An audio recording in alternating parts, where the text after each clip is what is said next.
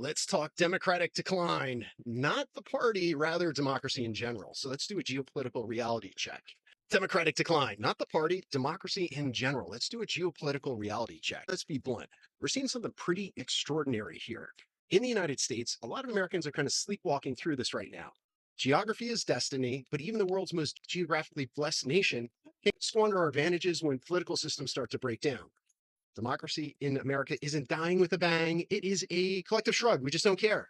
So back in 2016, an election set off alarm bells across everywhere.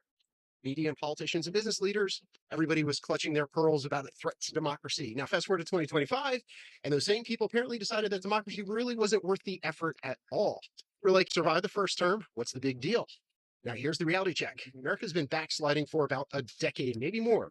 Take a look at Freedom House. In 2014, the United States scored 92 out of 100, sitting alongside France. By 2021, we've crashed to an 83. That is below, say, Argentina and tied with Panama and maybe Romania. It's not a blip. That could be a little bit of a trend. So the timing for all of this, just where we don't care, couldn't be worse because unlike 2016, all the guardrails are now gone. Think about it geographically. When countries transition to authoritarianism, it's not usually a sudden transition. It's a slow erosion. The constitutional structures remain standing like empty buildings after everybody has moved out of there. Now, what's different in Trump's second term? Pretty much everything. Back in 2016, Trump had no experience, no plan, no team. The Republican old guard wasn't on board. He filled his administration with establishment figures who basically babysat him for 4 years. That's all gone. The president now dominates his party completely. The GOP has been systemically purged of anybody who wouldn't bend the knee. And the Supreme Court immunity decision basically says it's a permission slip for presidential lawlessness. You can do whatever you want for power. Now, America's not heading for a classical dictatorship. We're not turning into North Korea or anything like that, or Russia. Now, what we're evolving to is what political scientists call competitive authoritarianism. That's a system where elections still happen, opposition parties still exist, but the playing field gets systemically tilted to favor the ruling party. Think of Hungary or Turkey or Venezuela under Hugo Chavez.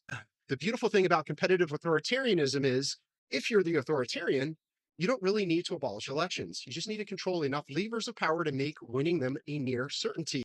Playbook's pretty clear. Use government agencies to target your opponents. Weaponize the IRS against political donors. Bring defamation suits against critical media. Apply regulatory pressure to companies that fund opposition groups. Not too hard. American federalism and our independent judiciary is going to stop the worst excesses. The military is not going to march on Congress. But the cumulative effect will be a democracy in name only, where opposition becomes increasingly costly and risky. Now, here's the demographic reality that makes this particularly dangerous. All of us, Americans, are more polarized and sorted geographically than at any point in modern history.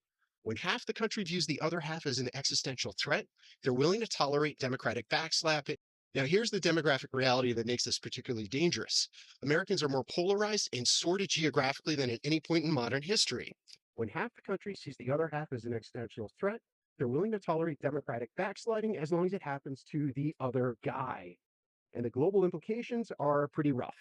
For 75 years, American power has kind of supported the liberal international order. Not liberal in terms of globally liberal means something else, like free trade.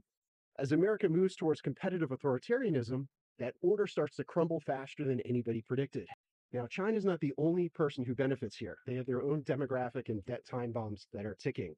The real winners are regional powers who can fill the vacuum as America's attention turns inwards.